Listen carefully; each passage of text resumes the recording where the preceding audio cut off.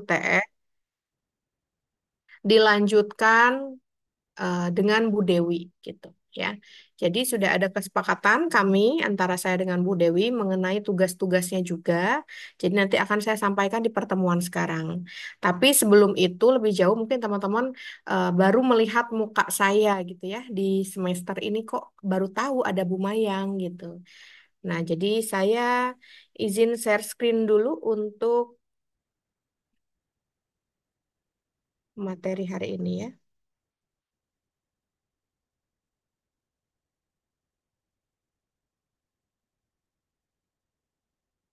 Apakah sudah muncul? Sudah, Ibu. Sudah. Oke, nah mata kuliahnya adalah MAIS ya, teman-teman mungkin sebenarnya sejauh ini sudah banyak melakukan kegiatan-kegiatan, cuma kadang MAIS ini agak sedikit kurang familiar gitu. Sebenarnya itu salah satu bagian dari event-event. Mas Kije, tolong nanti oke, sudah dibantu jadi co-host ya untuk teman-teman yang masuk. Oke, berikutnya. Nah, saya perkenalan diri dulu, teman-teman, sebelum saya lebih jauh mengenai tugas dan Mas dilosin aja, tolong Mas, supaya nggak ke distract teman-temannya gabung. Maksudnya nggak usah minta izin untuk gabung, langsung join aja.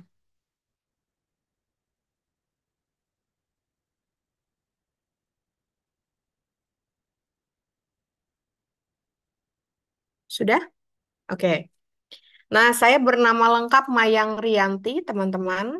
Ini kontak nomor HP saya, WA saya. Silakan bagi nanti yang suatu hari berhalangan, izin, sakit, dan lain sebagainya, bisa menyampaikannya lewat chat ke WA.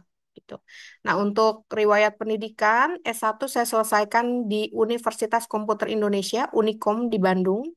Untuk jurusannya Ilmu Komunikasi, konsentrasinya Humas tahun 2011. Jadi saya angkatan 2007 pada saat itu. Lalu selanjutnya saya meneruskan S2 di Universitas Pajajaran, Unpad Bandung, lulus tahun 2013 dengan jurusan Ilmu Komunikasi, konsentrasi Humas juga. Nah, sampai ke S3 saya juga alhamdulillah istiqomah dengan keilmuannya ilmu komunikasi dan konsentrasinya Humas. Saya sedang studi S3 di Universitas Sahid Jakarta, namun kondisi sekarang masih cuti karena saya baru bergabung sebagai dosen di UNJ, jadi mengharuskan cuti dulu untuk proses administrasi ya. Nah, itu riwayat pendidikan saya, S1, S2, dan S3 saya.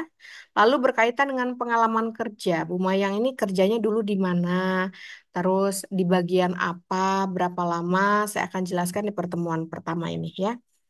Pengalaman kerja saya pernah menjadi humas BUMN namanya di PT Sanghyang Sri Persero di daerah Subang, Jawa Barat tahun 2013. Ya, jadi saya pernah jadi staf cuma memang nggak lama gitu ya, jadi staf humas BUMN.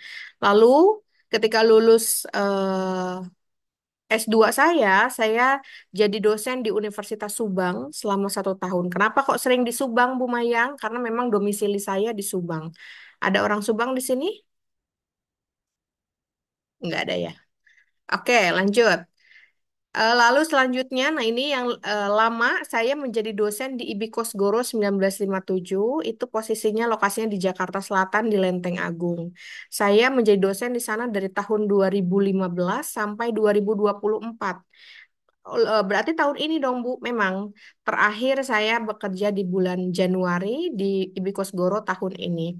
Nah, setelah itu saya ikut tes untuk gabung dosen PAP di UNJ. Alhamdulillah diizinkan untuk bergabung di tahun 2024 ini juga. Jadi saya baru bergabung kurang lebih 4 sampai 5 bulan ini sebagai dosen di prodi PAP. Nah, selain menjadi dosen sebagai akademisi, saya juga menjadi praktisi. Artinya, saya tidak hanya menjadi dosen di kampus saya dulu, tapi saya juga menjadi salah satu pejabat strukturalnya di sana sebagai Kabag Humas dan Marketing institusi atau universitas. Dari tahun 2019 sampai 2024, kurang lebih selama 5 tahun, saya menjabat sebagai struktural Humas dan Marketingnya universitas tersebut. Ya. Nah, untuk kompetensi yang akademisi maupun praktisi, saya sudah tersertifikasi dosen dari tahun 2019, lalu sertifikasi Perhumas Indonesia tahun 2023, dan jabatan fungsional saat ini saya sudah di tahap lektor. Domisili saya saat ini di Depok. Ada orang Depok di sini? Raise hand boleh? Nggak ada ya? Oh, oke, Mahesa. Depoknya di mana, Mahesa? Di daerah Kalibaru, Bu. Kalibaru. Hmm, Iya. di mana itu Kalibaru ya? Cilodong sebelum ini, Cibinong. Oh, Cilodong. Iya, ya. Kita Iya. satu kecamatan, cuma saya nggak tahu namanya Kalibaru. Oh, di situ ya. Oke, berarti kamu anak kereta dong? Iya, Bu. Oke, sip. Salam kenal ya. Oke, selain tinggal domisili di Depok, saya juga alhamdulillah sudah berkeluarga. Saya punya satu orang putri usia kelas 3 SD. Lalu alhamdulillah satu suami. Ya, jadi doakan supaya bisa nambah 2 anaknya atau 3 anaknya. Kalau suami insya Allah satu aja.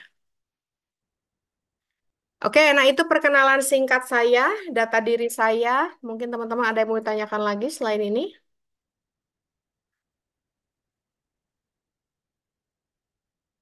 Ada? Cukup ya perkenalan diri saya. Nah, lalu berikutnya, Bu Mayang, nanti ini gimana kita mengenai mata kuliah MAIS? Mungkin teman-teman sekedar informasi aja bahwa MAIS itu adalah merupakan mata kuliah yang pasti nanti ujungnya akan ada project based learning. Jadi akan ada sebuah event yang harus dibuat oleh teman-teman. Berkelompokkah Bu atau misalnya berkelompoknya berapa orang gitu. Yang akan saya sampaikan pertama, teman-teman eventnya itu melibatkan satu kelas. Jadi kalau jumlahnya 40 berapa tadi? 42 atau 45 ya? 45, Bu. Ya, 45 berarti kalian membuat event dengan teman-teman yang jumlahnya 45. Tapi sebelum ke event itu, teman-teman juga ada tugas per minggu yang mana harus presentasi per kelompok. Per kelompoknya ini jumlahnya silahkan diatur. Yang jelas saya mintanya 4, 10 kali pertemuan ya, atau 10 sesi ya, berarti 4 sampai 5 orang lah per kelompoknya. Nah, untuk apa, Bu? Untuk menjelaskan materi-materi dari minggu ke minggu. Jadi saya nanti hanya membuat insight saja.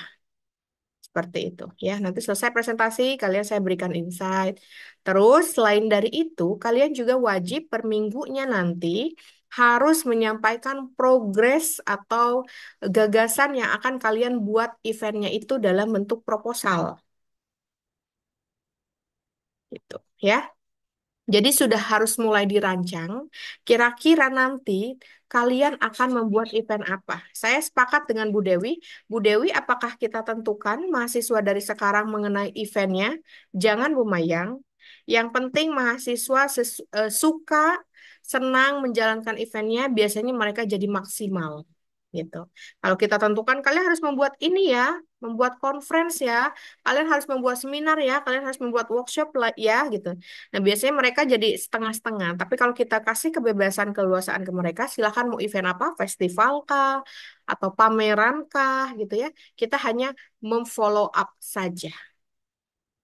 Terus, kalian hanya perlu follow up saja ke kita, ke kami, bagaimana mengenai prosesnya, progresnya, terus tiap minggu itu harus ada kemajuannya. Gitu. Tadinya mau dibagi 2 kelompok dalam satu kelas, tapi rasanya terlalu berat gitu. Jadi mending satu kelas, satu kelompok saja untuk eventnya. Tapi kalau untuk presentasinya per kelompok jumlahnya 5 orang. Sampai sini paham? Paham. Oke.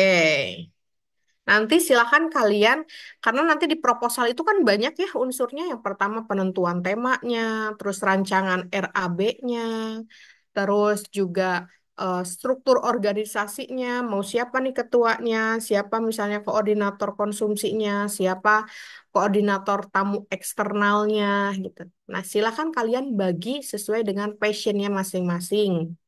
Saya di bagian ini deh, atau misalnya saya di bagian sekretaris, nanti ketuanya silahkan ditentukan. Kira-kira mau siapa? Atau KJ juga ketuanya silahkan boleh koordinir dengan rekan-rekannya sebagai anggota, ya, ketua pelaksananya. Oke, saya harap sampai sini mengenai luaran atau goals akhir dari mata kuliah ini sudah bisa dipahami ya. Oke. Nah, sekarang kita masuk ke mengenai materi sederhana saja tentang MAIS. Jadi, teman-teman, kenapa teman-teman itu mendapatkan mata kuliah MAIS di semester ini? Karena memang MAIS ini berkaitan dengan salah satu pekerjaan dari seorang PR, ya. Karena profil lulusan kalian ini kan salah satunya ada yang menjadi PR ya. Coba saya mau tes dulu deh di kelas ini. Kalau saya lihat profil lulusan itu di PAP, Pendidikan Administrasi Perkantoran, itu banyak sekali. Yang pertama dimungkinkan untuk menjadi guru karena pendidikan. Yang kedua office administrator katanya, sekretaris, public relation, yang terakhir wirausaha. Saya mau tanya dulu, mau tahu dulu siapa di sini yang kira-kira eh, akhirnya nanti pada saat lulus ingin menjadi seorang guru. Raise hand. Oke, satu. Terus, serius ini cuma satu, KJ aja. Apa sisanya mau jadi ibu rumah tangga, ayah rumah tangga aja? Nggak ada ya. Oke, satu aja jadi guru. Yang kedua jadi sekretaris. Boleh KJ turun?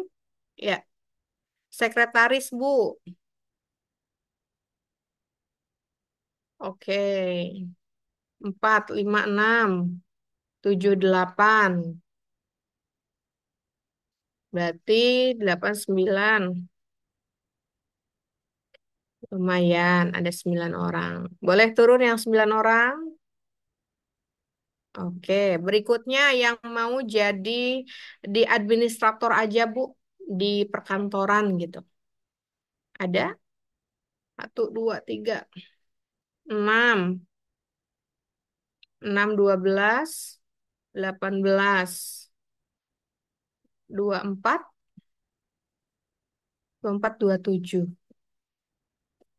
Oke, boleh turun lagi.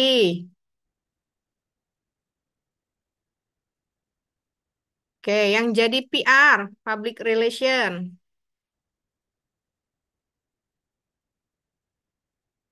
Nggak ada yang mau jadi PR? Oke, terakhir jadi wirausaha, entrepreneur,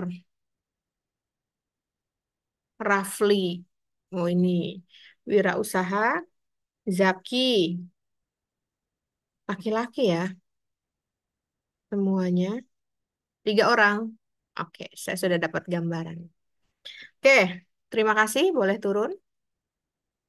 Nah, kalau misalnya lihat dari profil lulusan, terus teman-teman juga berkaitan dengan mata kuliah MAIS, memang kalau dilihat, MAIS ini berkaitan dengan salah satu pekerjaan yang khas banget, yaitu PR. Ya, kalau saya dulu basicnya PR, praktisi saya PR. Di BUMN juga saya PR, terakhir juga saya berkaitan dengan PR. Nah, MAIS ini salah satu memang harus dikuasai. Menurut saya sih kalau cenderung ke PR memang, tapi semuanya profil lulusan pasti akan mengalami gimana sih caranya membuat event gitu. Apa sih yang perlu diperhatikan dalam membuat event? Tolak ukur keberhasilan event itu di mana sih? Bagaimana sih caranya untuk menggait sponsorship? Itu ada trik dan tipsnya ya. Nah, jadi teman-teman, bukan hanya tuntutan seorang PR, tapi bagaimana membangun relasi itu kan sekretaris membutuhkan. Iya dong. Wirausaha apalagi harus kerjasama dengan luar. Terus guru juga gimana bisa. Office administrator juga bisa gitu. Nah, artinya memang nanti akan ada keilmuan part per partnya yang memang akan terupgrade skill-skill kalian. Apalagi yang berhubungan dengan eksternal. Kalau internal kan teman-teman kalian di dalam ya udah kenal lah minimal sampai semester 5 ini. Tapi gimana caranya dengan berhubungan dengan luar? Gimana supaya orang tersebut tertarik dengan event kita sehingga mau memberikan sponsor? Nah, itu adalah tantangan-tantangan. Diperlukan komunikasinya yang bagus, komunikasinya yang persuasi gitu untuk sasaran target kita. Gimana supaya acaranya ini rame nih? Desainnya seperti apa? Kapan harus ngebumnya? Media relasinya yang harus ditarik, media partnernya siapa aja dimintai tolong gitu. Nah, ini kan membutuhkan skill diri tidak hanya untuk profesi tertentu saja. Nah, jadi kalau bicara tentang MICE, jadi MICE itu apa, Bu? Jangan-jangan kalian hanya bagian-bagian saja mengenai eh, yang diketahui selama ini mengenai mais. Jadi mais ini banyak sekali per ininya, konsentrasinya ya, sehingga nanti kalian bisa memutuskan kira-kira mau yang mana. Oke, coba tolong dibacakan oleh Rafli. Rafli, mais itu apa?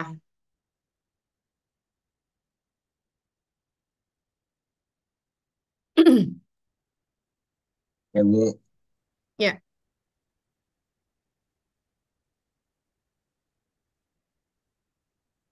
ini definisi ya Bu. iya, silakan dibaca, Mas. MES adalah singkatan dari Meetings, Intensive, Conference, and Exhibition. Jadi definisinya itu dari meeting itu pertemuan formal untuk diskusi atau pengambilan keputusan. Insentif, acara perjalanan sebagai penghargaan kepada karyawan atau mitra bisnis. Kemudian conference yaitu pertemuan besar untuk diskusi formal, tukar ide, dan presentasi. Kemudian exhibition itu acara pameran produk layanan atau ide. Oke. Konsep maisnya? Masing-masing itu fokus pada penyelenggaraan acara berskala besar, juga terstruktur, serta membutuhkan perencanaan serta fasilitas khusus. Oke, nah silakan kalian analisa kira-kira nanti mau yang mana. Kalau misalnya meetings, yang pertama pertemuan formal untuk diskusi atau pengambilan keputusan, ini kayak semacam rapat aja sih. Nah ini terlalu sederhana ya kalau untuk nanti luaran mata kuliah MAIS. Jadi saya tidak terlalu menyarankan ke bagian sini atau di bagian conference, exhibition juga boleh. Insentif ini acara perjalanan sebagai penghargaan kepada karyawan atau mitra bisnis. Nah, ini biasanya gathering-gathering kalau di perusahaan ya. eh, Kita untuk memberikan motivasi lagi kepada karyawan, biasanya perusahaan itu membuat family gathering atau reward atau misalnya meeting di suatu tempat dengan karyawannya, pimpinan dengan karyawannya. Nah, ini adalah bagian dari MICE juga gitu ya. Nah, membutuhkan perencanaan, kontak vendornya, terus misalnya kalau misalnya uangnya berkisar di atas 100 juta harus dilakukan bidding, gimana cara ngebiddingnya gitu. Itu nggak apa? Nggak semena-mena nunjuk aja. Kalau kalian kerja di bagian pemerintahan, kalau kalian nggak tahu aturan mainnya gimana sih cara buat event gitu. Gimana sih cara ngatur honorarium untuk pembicara? Itu ada aturannya. Itu ada penghitungan pajaknya. Kalau kalian ngasihnya polos aja, terus NPWP-nya gimana dong? Kan harus kena pajak penghasilan. Nah, itu ada loh sampai sejauh itu. Jadi tidak hanya orang bagian keuangan saja yang tahu, kita juga selaku nanti bagian dari perusahaan harus terlibat dan harus tahu, wajib tahu ilmu-ilmu MAIS ini. Jadi tidak hanya terfokus ke salah satu profesi saja, tapi ini berlaku untuk umum, kemampuan mengorganisir acara atau kegiatan sebuah event ini. Ya. Lalu berikutnya conference, pertemuan besar untuk diskusi formal, pertukaran ide dan presentasi. Nah, ini kalau misalnya di kalangan akademisi, konferensi ilmiah gitu ya, sering kalian dengar. Nah, ini juga harus dirancang. Dengan cara apa? Pembuatan proposalnya, anggarannya seperti apa, siapa nanti pembicaranya, mana targetnya, mana segmentasinya. Bedakan antara target dengan segmentasi. Kalau target biasanya ini lebih umum, segmentasi yang lebih khusus lagi. Coba saya mau tanya dulu mengenai pemahaman kalian sejauh ini tentang target dan segmentasi. Adib,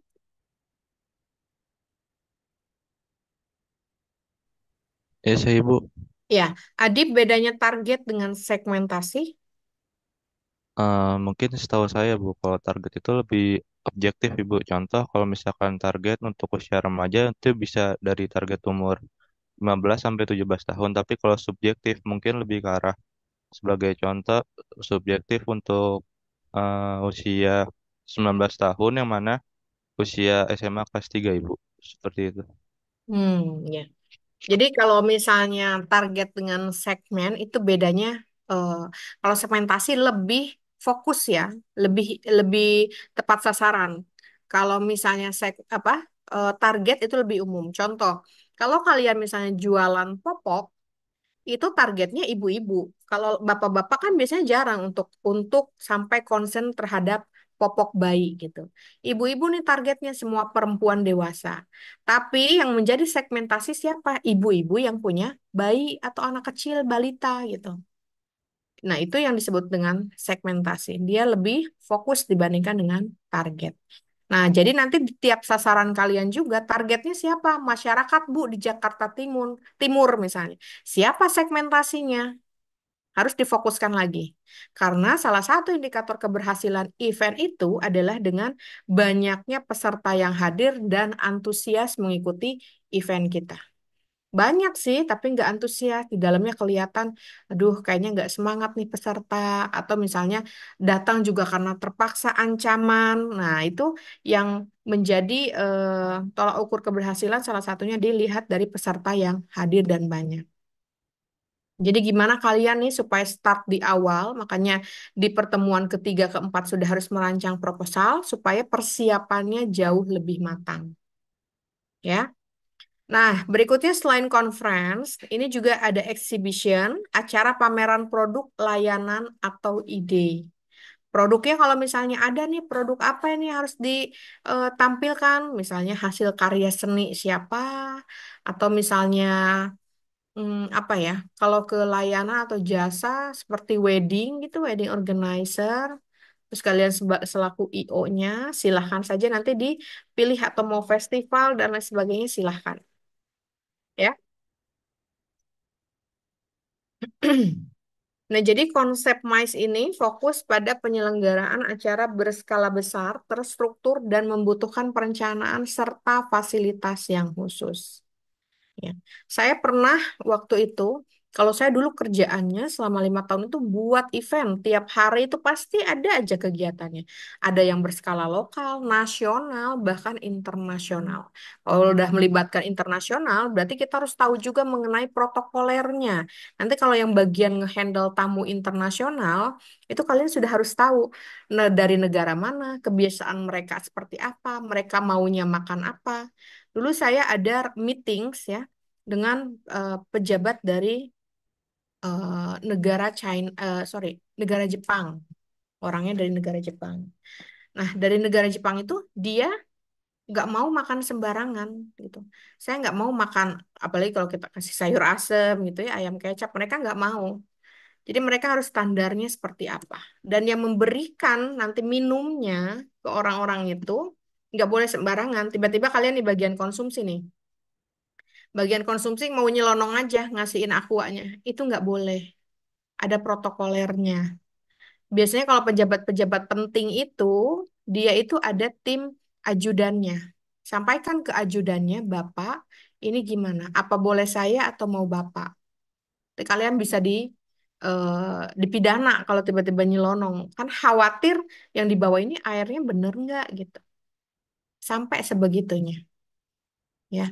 Terus saya juga pernah ngehandle acara yang nasional yang datangnya menteri, Ya, itu saya ketua pelaksananya betul-betul ya. Jadi saya ngerasa, wah ini saya benar-benar diuji. Bayangkan kalian, menterinya jam 7:30 acara sudah mau diselesai, jam 7 menterinya dikontak lewat ajudannya masih main golf. Wah ini gimana gitu ya, ini pengalaman saya nih. Terus disampaikan juga ke menterinya, bahwa dari menteri, dari lewat ajudannya, Bu Mayang, Pak Menteri mau adain organ di tempat lokasi. Nah, itu tuh kalian harus gimana kalau menghadapi seperti itu? Kita nggak boleh gagap, jadi memang harus sudah siap. Orang IO, orang-orang MICE ya yang melaksanakan event ini, tingkat stresnya harus tinggi gitu. Siap dengan nggak bisa yang tipikal yang kaku banget gitu. Ya harus A, B, B nggak bisa. Kalau orang yang kaku seperti itu, jadi tipenya stres sendiri gitu. Ya. Nah, ini harus dipersiapkan karena yang namanya acara event itu pasti ada hal-hal yang tidak sesuai dengan kita, tapi bagaimana kemampuan meminimalisir hal-hal yang tidak sesuainya itu. Jadi masalah itu akan ada, tapi tergantung di mana kalian bisa menyelesaikan masalah itu. Jadi jangan berharap mudah-mudahan kita tidak ada hambatan ya. Kita mudah-mudahan lancar 100% itu hal yang mustahil ya. Hal yang mustahil selama saya menghandle event-event seperti itu.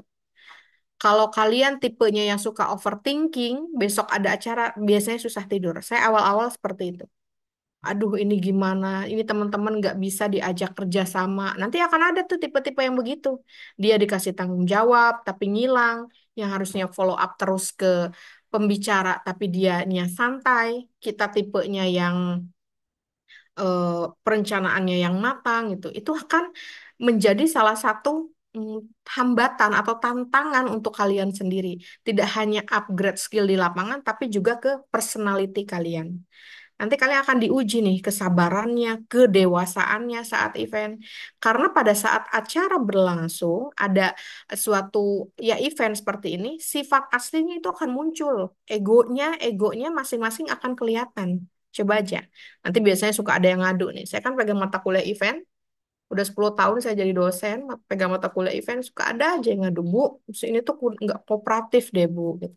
Ya justru kamu sebagai koordinator dalam seksi konsumsinya misalnya, ya memang harus menghandle itu. Namanya ketua bertanggung jawab sampai ke anggotanya seperti apa. Tapi nanti pada akhirnya jangan khawatir teman-teman, kita selaku dosen, kami selaku dosen dengan Bu Dewi akan memberikan penilaian yang berbeda untuk yang bertanggung jawab serius dalam menjalankan tugas dan perannya masing-masing. Jadi misalnya KJ capek sendirian, yang lainnya sabodo amat gitu. Apa nilai KJ dan teman-temannya akan sama? Enggak. Ya, kita melihat ada penilaian objektif dan penilaian sesuai dengan apa yang kita lihat juga gitu. Ya. Jadi jangan ragu kalau misalnya teman-temannya, Bu, si ini kurang deh Bu partisipasinya, sampaikan ke kami. Oke? Sampai sini ada yang mau ditanyakan?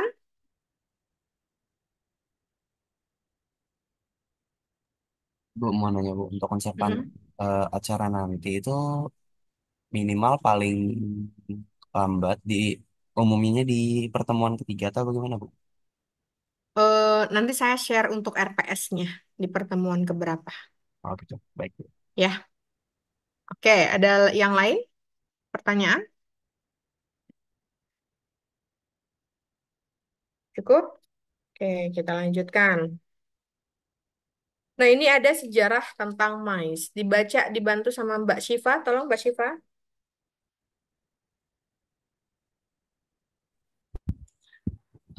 Awal mula MAIS itu bermula dari kebutuhan pertemuan bisnis sejak abad ke-19.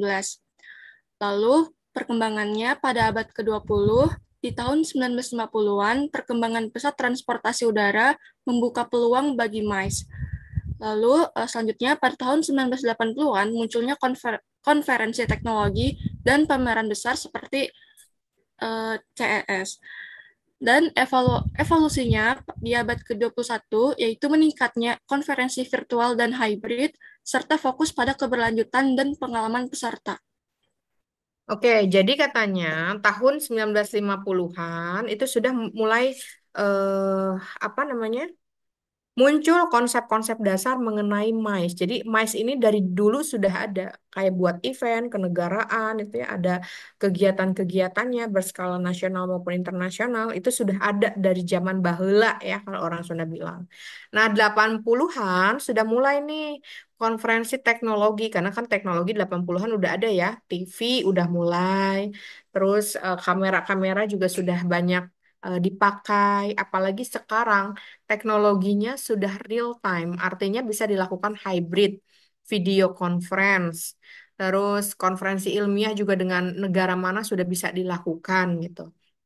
Nah, berikutnya, kalau dulu yang disebut dengan MICE, kita tidak terlalu meng, apa ya, melihat kepada tolak ukur keberhasilan MICE. Udah terselenggara, udah aja ya ibaratnya semacam kayak ditinggalin begitu aja. Tapi sekarang kita harus lebih fokus kepada pengalaman dari si peserta dan keberlanjutannya. Kira-kira ini eventnya berlanjut nggak dari tolak ukur keberhasilannya. Jadi jangan hanya hit and run gitu. Selesai acara udah aja pergi. Tapi kita harus melihat tolak ukur keberhasilan dari mulai dari yang bisa dilakukan adalah dalam bentuk evaluasinya. Ya. Jadi sebaiknya kalau misalnya conference, seminar itu ada tes pre-test ya, ada post-test. Jadi sebelumnya itu gimana mereka sebelum mengetahui sebelum ikut acara ini pengetahuannya seperti apa atau keterampilannya seperti apa dan setelahnya apa keterampilan yang bisa dia ambil atau dibawa pulang gitu. Jadi kalau kalian kerja di IO nanti misal ya, kalian jangan hanya hit and run yang saya sampaikan, tapi harus ada bentuk evaluasinya. Untuk mengukur apa? Mengenai keberhasilan dari event kita. Jadi kalau IO itu kan jualan jasa, gimana jasanya mau dipakai oleh orang lain kalau misalnya tidak ada tolak ukur testimoni dari pelanggan sebelumnya. Itu kan. Sekarang ini marketing itu yang paling mendominasi adalah bagaimana para peserta, para konsumen itu berbicara mengenai kepuasan mereka terhadap layanan dan produk kita. Kalau udah merasakan, oh kayaknya bagus ya IO ini, dia akan cerita ke temennya. Nah itu yang mahal. Untuk seorang marketing, itu adalah salah satu top yang memang dicari oleh marketing ketika berjualan jasa maupun produk. Diomongin lagi nih hasil kita, kerja kita ke orang lain itu adalah goal yang tertinggi.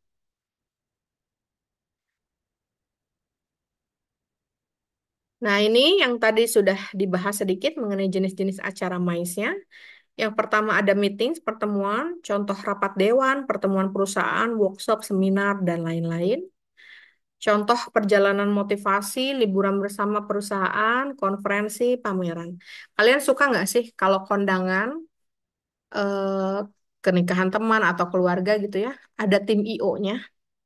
Kerjanya mereka nggak banyak orangnya, tapi mereka efektif. Ada yang bagian ngatur-ngatur tamu, ada yang bagian ngawasi konsumsi, ada, ya kan? Yang bagian foto ada, terus yang bagian ngurusin pengantin ada gitu. Paling mereka kalau tim IO kayak gitu paling banyak tuh 7, 8, tapi mereka eh, atau bahkan ada yang saya temukan waktu itu 4 orang loh. 4 aja mereka bisa bersinergi tuh. Padahal kayaknya kelihatan banyak tamu yang datang, tapi mereka bisa handle semuanya. Itu keren menurut saya. Karena SDM semakin sedikit, tapi dia bisa menghandle, jadi tidak akan hanya fokus dalam satu posisi saja. Misalnya ngatur tamu. Bisa, kok dia bisa juga ya jaga konsumsi sekaligus gitu. Nah, itu berarti dia sangat efektif. Berarti dia sudah betul-betul pengalaman. Yang gagap itu kalau misalnya dia nggak tahu nih perannya harus kayak gimana. Aduh, abis ini ngapain ya, ngapain ya. Nah, itu suka bingung. Jadi kalau IO itu adalah dalam bentuk tim ya, event organizer. Dalam bentuk tim, jadi harus solid. Ketemu sama teman-teman yang ngeklop. Jadi jangan, kalau orang Sunda bilang, jangan silih andalken. Silih andalkan tuh kalau misalnya bagian konsumsi ya udah dia konsumsi aja. Misalnya lihat tamu panjang sampai panjang, ah itu kan ada bagiannya ya udah dia aja suruh dia gitu. Enggak begitu. Kalau aman di posisi kita, ternyata posisi yang lain membutuhkan kehadiran kita, jangan saling mengandalkan, jangan saling menyalahkan nanti pada akhirnya. Nah, kalian juga event dituntut untuk seperti itu. Apalagi ini skalanya besar ya. Nanti kan kalian maksudnya eh, akan melibatkan peserta, mungkin juga nanti ada acara kita mengundang dekan gitu. Intinya nanti jangan sampai kita merasa kok kayaknya kurang persiapan. Gimana sih mahasiswanya Bu Mayang sama Bu Dewi gitu. Jadi tolong nanti betul-betul harus secara perencanaannya matang. Bu Dewi bilang setelah UTS maksimal progres sudah jalan 50%. Jadi sudah sampai tahap mana nanti, itu nanti dengan Bu Dewi harus sudah 50%. Nah, ini insentif tadi perjalanan motivasi, liburan perusahaan, konferensi, simposium ilmiah, konferensi pers, pertemuan profesional, dan exhibition, pameran, dagang, seni, dan industri. Ini ada tren dan tantangan industri mais, digitalisasi, tantangannya ketidakpastian ekonomi, pandemi, kebutuhan teknologi, dan infrastruktur. Sampai sini ada yang mau tanyakan sebelum kita pindah ke RPS?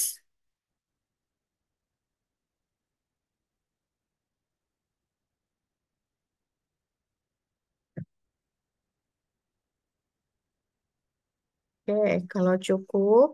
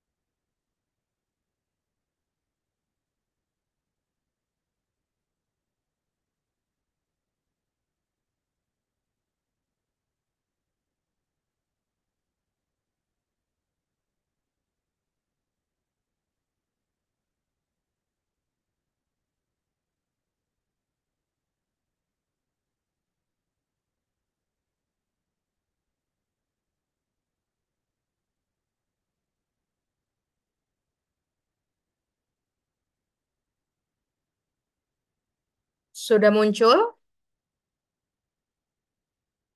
Sudah, Bu. Dah. Oke. Nah, ini teman-teman, ini adalah RPS untuk satu semester ke depan, yang mana sebenarnya pertemuan pertama ini kita sedikit membahas mengenai MICE ya. Sorry, kontrak perkuliahan. Jadi, tadi mungkin sedikit saya ke skip kontrak perkuliahan atau sudah tergambarkan juga sedikit dengan disampaikan bahwa mata kuliah ini terdiri dari dua dosen, saya dengan Bu Dewi ya. Nanti setelah UTS dilanjutkan oleh Bu Dewi.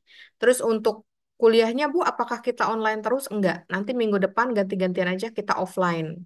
Karena saya kurang apa namanya? Kurang puas kalau misalnya ngobrolnya hanya lewat Zoom. Nanti minggu depan tolong Mas Kije dibantu untuk eh, teknisnya ya secara offline di ruangannya mana dan lain-lain ya.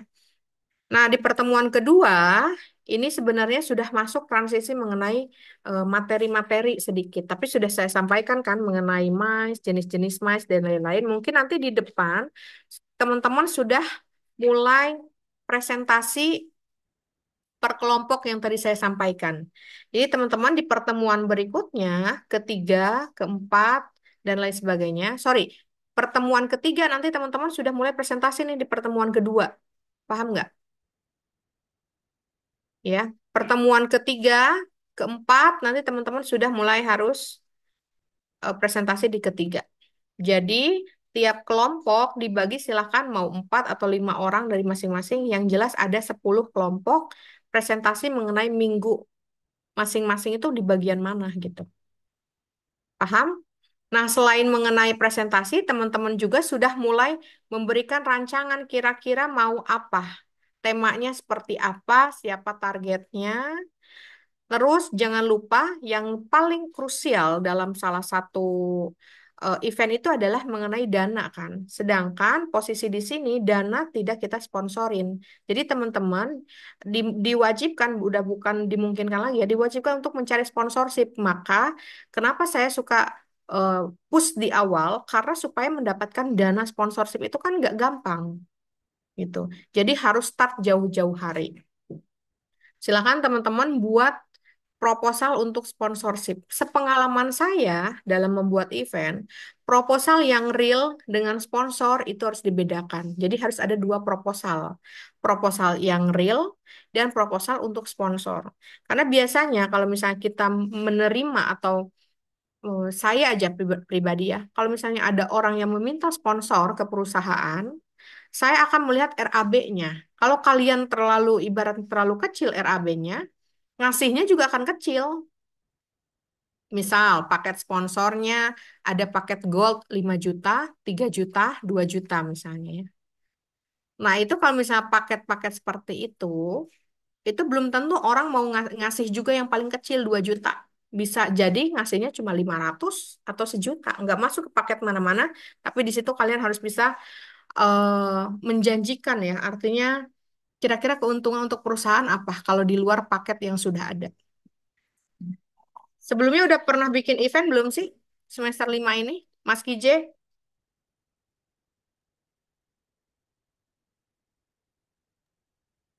Event tuh di mata kuliah lain, Bu. Itu webinar paling sih.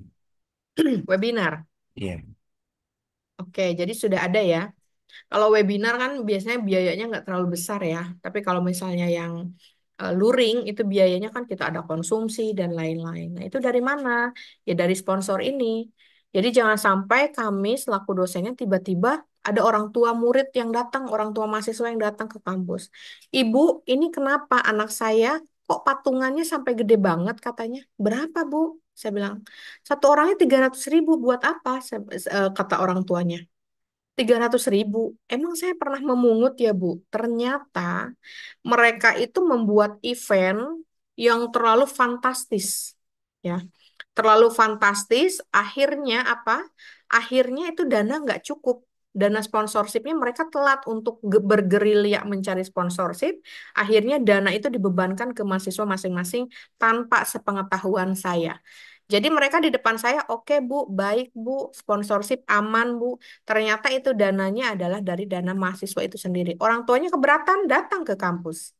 Saya yang kena. Nah, dari pengalaman itu saya sangat wanti-wanti mengenai sponsorship. Kalian harus di awal nyari-nyari sponsorship. Tentukan temanya, kira-kira paketnya seperti apa keuntungan untuk perusahaan. Karena kalau berbicara tentang sponsorship itu ada paket-paketnya. Kalau gold misalnya. Gold ini nanti akan dipasang logo ibu, misalnya logo ibu atau bapak ibu perusahaan di dalam media sosial kita. Ukurannya berapa, ditampilkannya berapa lama, di story kah, di reels kah, ataukah di ya Insta story atau dalam bentuk video, itu harus clear. Kalau kalian nggak clear antara realisasi dengan di awal ya, dengan yang dicantumkan di proposal, kalian bisa dituntut. Itu kalau sponsorship. Jadi tolong yang di sponsorship cari orang yang lincah-lincah dan orang yang rapi dalam penyusunan proposal sponsorship. Nah, KJ nanti silahkan dibagi kira-kira siapa nih yang bisa menghandle sponsorship ya. Itu kalau kata Bu Dewi, Bu Mayang, mahasiswa sekarang bergerilya sekali loh nyari sponsorship. Oh iya Bu, Alhamdulillah kalau begitu gitu.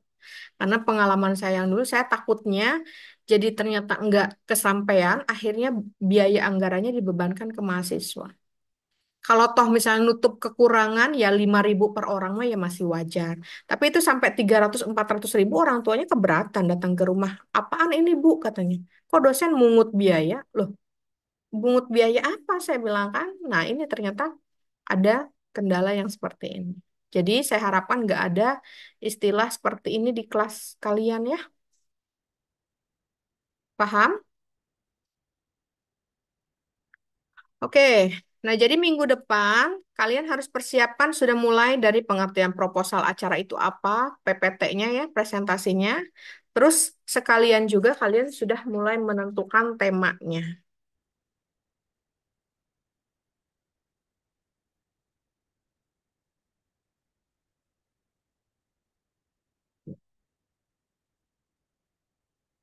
Ada yang mau ditanyakan?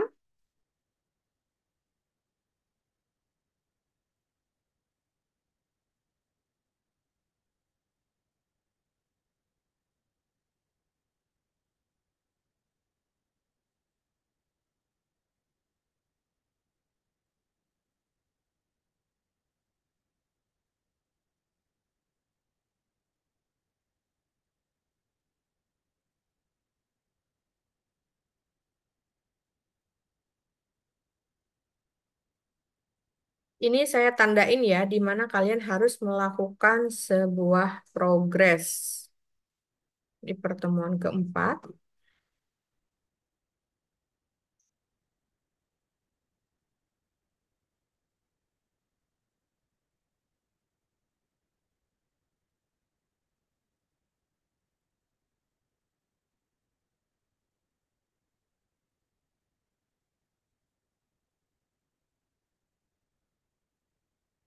Progres kedua di pertemuan ketujuh.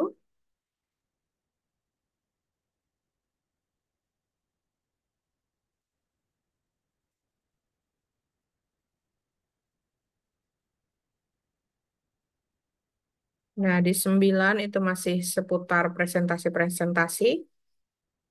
Terus progress reportnya Bu Dewi minta di pertemuan ke-13 juga ada.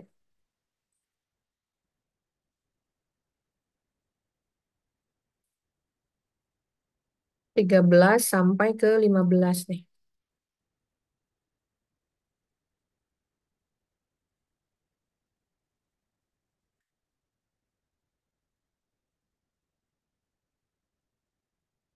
Nanti kita adakan GR di pertemuan ke-16. Jadi kalau misalnya kita selesai 16 kali pertemuan, hitungan saya sih di bulan-bulan Desember akhir atau Januari awal mengenai eventnya.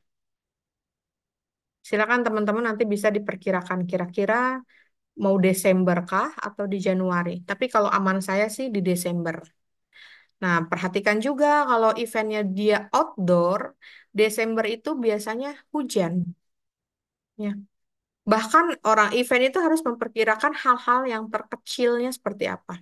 Saya waktu itu buat festival musik, adain band-band nasional gitu. Saya ketuanya juga. Saya sampai memprediksikan hujan, ngelihat suka ada ramalan cuaca ya. 3 minggu ke depan kan ramalan cuaca sudah ada. Dicari tuh di tanggal-tanggal berapa yang kiranya aman, nggak ada prediksi hujan. Itu sampai sebegitunya. Karena event kita outdoor. Berapa orang yang datang waktu itu sampai 500 orang. 500 atau 700 gitu, saya lupa. Pengisinya banyak dari band-band nasional. Nah, itu yang harus diperkirakan. Terus, eh ada yang nanti kalau misalnya mau festival musik nih ya, mau festival atau misalnya mau conference ya. Festival musik ya itu tantangannya seperti itu. Terus ada juga kalau festival musik itu kalau bintang tamunya yang repot ya, misalnya dia ada apa ya istilahnya saya lupa. Kalau ada artis-artis tuh yang suka bawa tim-timnya itu permintaannya suka aneh-aneh tuh. Hindari yang ribet banget. Soalnya biasanya dia mintanya minimal hotel 3. Terus ada minumnya yang harus teh botol sekian, rokoknya ini apa ya istilahnya? Saya lupa banget. Ada tak kalian yang tahu mengenai itu? Riders bukan? Iya, riders, betul ya, exactly. Riders. Nah, itu ridersnya cari yang minimalis kalau bisa ya. Jadi kalian ngelis misalnya festival musik, mau adain festival musik, Bu. Cari yang bintang tamu ridersnya nggak minta macam-macam. Karena kalau yang minta macam-macam, minimal kamarnya 3. Untuk bintang tamu satu, yang duanya untuk timnya. Terus musiknya juga minimal harus yang soundnya sekian ribu ampere misalnya. Itu ada loh yang riders seribet itu ada. Saya pernah ngalamin. Nah, jadi nanti untuk SDM atau kalian kelompok yang menangani riders, tolong jangan dikasih satu orang di situ. Dia kewalahan pasti. Karena dia harus ngikutin ridersnya mintanya apa, dia harus standby. Untuk riders bisa 3-4 orang cukuplah. Gitu. Bintang tamunya kan misalnya ada 2 atau 3 misal. Jadi yang ini ngehandle ini ya, kamu riders yang ini gitu. Nah itu banyak sekali hal-hal yang seperti itu. Belum lagi perizinan. Kalau kalian izin ya paling di lingkungan kampus ya. Kalau saya dulu kan ngadain di lingkungan universitas juga, tapi dia ber sisipan dengan bersampingan dengan pemukiman warga. Nah, itu RT RW-nya juga kita harus ngerti aja lah gitu. Datang, sowan, titip untuk rokok. Orang Indonesia kan begitu.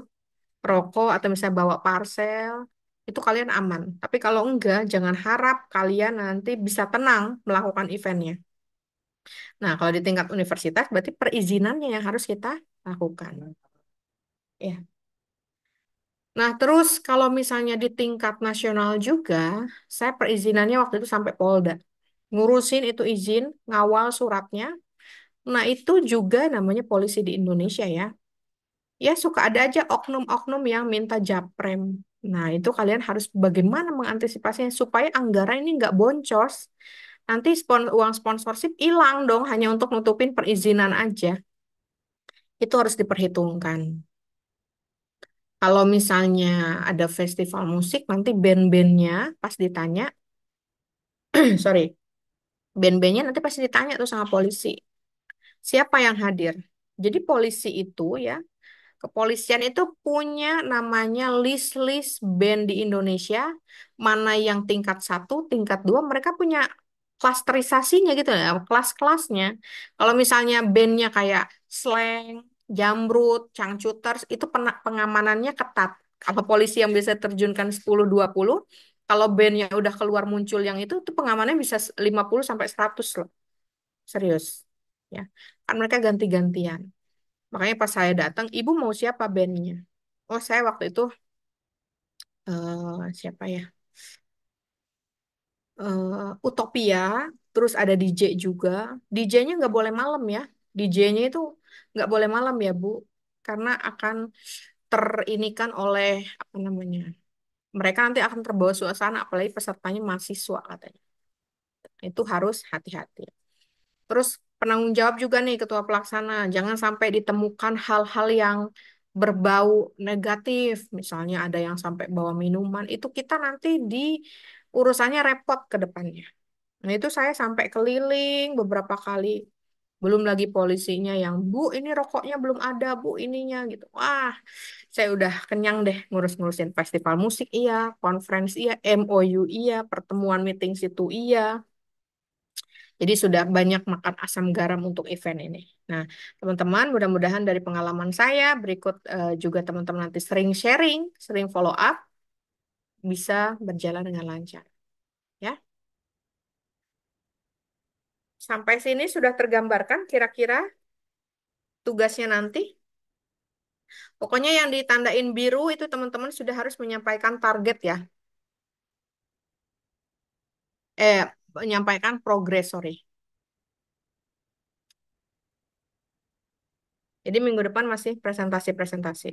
Minggu depan gini aja deh supaya nggak bingung. Kalian eh, mengupas ulang mengenai definisi dan konsep MAIS sesuai dengan RPS ini aja.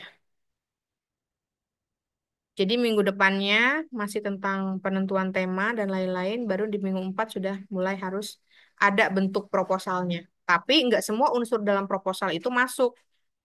Nomor 4 sudah ada targetnya, terus pembuatan paket sponsorshipnya gimana, nanti saya koreksi. Kalian sudah ada list untuk yang biasa bekerja sama nggak sih? Maksudnya gini, kalau saya itu dulu sudah tahu brand-brand mana saja yang biasa yang biasa diajak kerjasama untuk sponsorship. Misalnya susu UHT tuh udah tuh. Susu apa namanya? Susu bendera ya, apa? Ultra, susu Ultra Jaya, terus teh poci, teh pucuk tuh yang kayak gitu tuh mereka mau loh. Tapi mereka biasanya memberikannya dalam bentuk produknya. Ada yang dalam bentuk uang, kalian kan butuhnya yang kadang-kala supaya dana taktisnya lincah gitu ya. Nggak cuma produk ya. Jadi kalian terima-terima aja, tapi kalian jual produknya. Itu strategi mahasiswa untuk dapatkan uang sponsor. Misalnya Ultra Jaya nggak bisa saya ngasih dalam bentuk uang, nggak boleh. Misalnya dari pimpinannya. Tapi bisanya ngasihnya dalam bentuk produk susu aja. Misalnya 20 box gitu. Tantangan berikutnya kalian, masa iya nanti kalian ada pembicara datang dikasih susu ultra doang, kotak kecil lagi kan? Nah, gimana supaya yang pembicara datang dikasihnya parcel buah, di tempat duduknya ada buahnya, dijuallah itu susu ultra supaya dapat uang, supaya itu yang dijadikan sebagai dana taktisnya. Nanti pembicara dikasih susu ultra mulu, kasihan kembung dia pulang, ya. Nah, sudah ada bayangan lagi kira-kira se seperti apa mengenai eventnya. Sampai sini ada yang mau tanyakan? Ibu untuk 10 kelompok materinya itu ntar dibagiin juga kan ya? Materinya. Ah, Iya, ini materinya nih. Yang pertama tentang kelompok yang membahas mengenai definisi konsep, sejarah, dan lain-lain. Ini yang kedua, ini yang ketiga. Nah, tapi selain mempresentasikan ini, kalian juga harus menyampaikan progres di pertemuan yang saya tandain. Paham nggak? oke paham. Mm-mm. Nggak usah banyak-banyak lah materinya mah, 20 slide juga cukup. Itu output untuk materinya itu PPT doang atau ada yang lain atau makalah? Dalam bentuk makalah sama PPT aja, Baik. supaya lebih lengkap. Ya, cukup. Ada lagi? Kapan kira-kira saya mendapatkan eh, nama-nama kelompok dari KJ? Sebelumnya itu udah ada penentuan yang 10 kelompok juga. Mungkin kalau misalnya emang teman-teman yang lain setuju, hari ini ntar saya revisi materinya baru saya kasih ke ibu. Oke, sip. Jadi mulai minggu depan, kalian nanti yang akan presentasi. Diupayakan minggu depan kita sudah offline ya. Baik. Ganti-gantian aja. Kalau misalnya saya berhalangan, kita online cukup. Oke, Bu. Untuk absensinya kalau online seperti ini bagaimana KJ? Saya manual, Bu. Kadang kalau Manual. misalnya dibuat Q-form, ada yang nggak hadir tapi ngisinya hadir. Oke. Jadi kamu tanggung jawab untuk kehadiran ya, dibantu ya. Siap, Bu. Ini PJ dengan ketua kelas sama nggak di kelas ini? Sama. Sama. Kalau di kelas lain ada, saya bingung makanya. Bu, ini PJ-nya, ini ketua kelasnya. Apa bedanya saya bilang? Ada Bu perannya masing-masing. Oh, it's okay gitu. Ya saya ngikut aja. Tapi kelas ini sama ya. Berarti saya tektokannya dengan KJ aja ya. Oke. Oke. Ada lagi pertanyaan? Untuk menjadi ketua acara itu harus PJ atau boleh yang lain? Kalau ada yang berkenan, silahkan. Kalau Misalnya, nggak ada, berarti PJ-nya aja nggak apa-apa. ya, kalau misalnya nggak ada ya silahkan PJ-nya. Ya. Oke, Bu. Terus dipilih sesuai kompetensinya. Kalau saya kan baru baru sekali nih ketemu kalian, jadi saya belum tahu ini orangnya lincah nggak, ini rapih nggak. Kalau orang yang rapih, yang biasa mereka administratifnya bagus, tolong dipilih sebagai sekretaris. Karena persuratan nanti kan harus cepat tuh, harus lincah. Kalau misalnya orang yang komunikasinya bagus, relasinya luas dan banyak, pilih bagian sponsorship. Nah, itu juga nanti harus dipersiapkan mengenai struktur organisasi eventnya seperti apa. Nanti saya akan tanya nih, kenapa pemilihannya di sini? Kamu siap nggak di sini konsekuensinya? Ini nanti kerjaannya gitu. Jelaskan juga mengenai tupoksi mereka masing-masing. Ada misalnya bagian konsumsi. Kadangkala yang jadi masalah dalam event itu kalau misalnya konsumsi, mereka seolah-olah ada kan koordinatornya, koordinator konsumsi terdiri misalnya dari 4 orang. Koordinator konsumsi ini harus dibagi lagi nih anggotanya. Anggota yang ngurusin konsumsi pembicara siapa, anggota yang ngurusin untuk konsumsi peserta siapa, yang ngurusin untuk tamu VIP siapa. Jangan konsumsi aja udah lepas. Nanti mereka saling andalkan gitu. Lah, kan sama lo misalnya, sama kamu nih harusnya gitu. Jangan seperti itu. Jadi harus sedetail mungkin, jadi nggak ada salah-salahan. Karena saya yakin nanti akan ada gesek-gesekan nih dari mahasiswa saling menyalahkan. Saya nggak mau di kelas ini seperti itu. Pengalaman saya mengampu mata kuliah MAIS selalu akan ada yang, Bu, ini nggak jalan, si ininya begini, si ininya begitu gitu. Saya yakin kelas ini kompak, jadi nanti insya Allah eventnya bisa berjalan sesuai harapan kita bersama. Ya, ada lagi?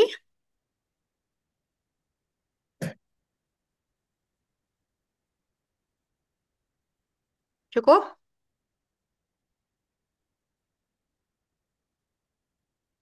Bu Dewi tadi titip sekali lagi di progres ke-9 itu progresnya sudah 50% di sini. Nanti kan Bu Dewi yang handle nih dari 9 ke bawah. Jadi sama saya katanya tolong di 50% sudah oke. Bahkan target saya nggak cuma 50%. Saya inginnya nanti di sebelum UTS itu teman-teman sudah dapat sponsorship yang banyak, yang melimpah, proposal juga nggak sedikit-sedikit, nanti kita selesaikan lebih jauh lagi. Proposal itu harus menarik ya, apalagi untuk sponsorship. Jangan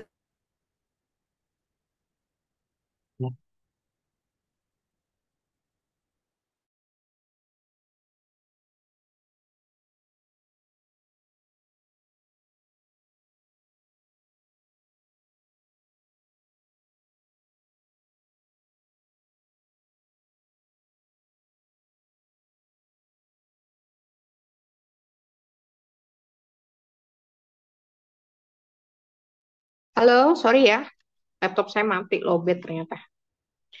Intinya tadi saya sampai ke sponsorship. Kalau yang buat nanti sponsorship, tolong dibantu untuk penampilannya yang menarik. Saya berapa kali, sering banget bahkan, dimintai untuk menjadi sponsor dalam suatu acara kegiatan. Kalau misalnya kita ngelihat sponsornya aja udah nggak menarik, kita nggak yakin kita bisa berkontribusi di kegiatan event itu. Ini nggak menarik, ini yakin nih kita akan diuntungkan gitu. Orang ngasih duit nggak mau cuma-cuma kan, pasti akan ada keuntungannya apa yang didapat. Kalian harus bisa persuasi di situ. Bu, yang hadir nanti kalau misalnya ibu sponsor di sini, yang hadir kurang lebih targetnya ini sampai 200-300 orang Bu, yang melihat brand ibu, produk ibu. Nah, jadi ini bisa jadi salah satu eh, keuntungan untuk ibu supaya bisa menjadi mitra dalam event kami. Ya. Jadi dirancang juga mengenai RAB-nya. Perhatikan jangan sampai boncos. Kami nggak mau tiba-tiba nanti ada orang tua datang ke kampus menuntut untuk PT-PT itu. Ya mudah-mudahan di kelas ini nggak ada ya. Kasihan kan orang tua harus keluar ratusan ribu cuma untuk event begini. Saya mengandalkannya dari sponsorship aja. Kalau tidak ada yang mau tanyakan, cukup? Ya, kalau cukup, terima kasih banyak. Sampai ketemu minggu depan. Untuk materi RPS, nanti setelah laptop saya cas, nanti saya kirim ke lewat KJ, nanti KJ share ke teman-temannya ya. Baik, Bu. Oke, terima kasih banyak untuk semuanya. Sampai ketemu minggu depan. Saya tutup. Assalamualaikum warahmatullahi wabarakatuh. Waalaikumsalam. Waalaikumsalam Selamat warahmatullahi wabarakatuh.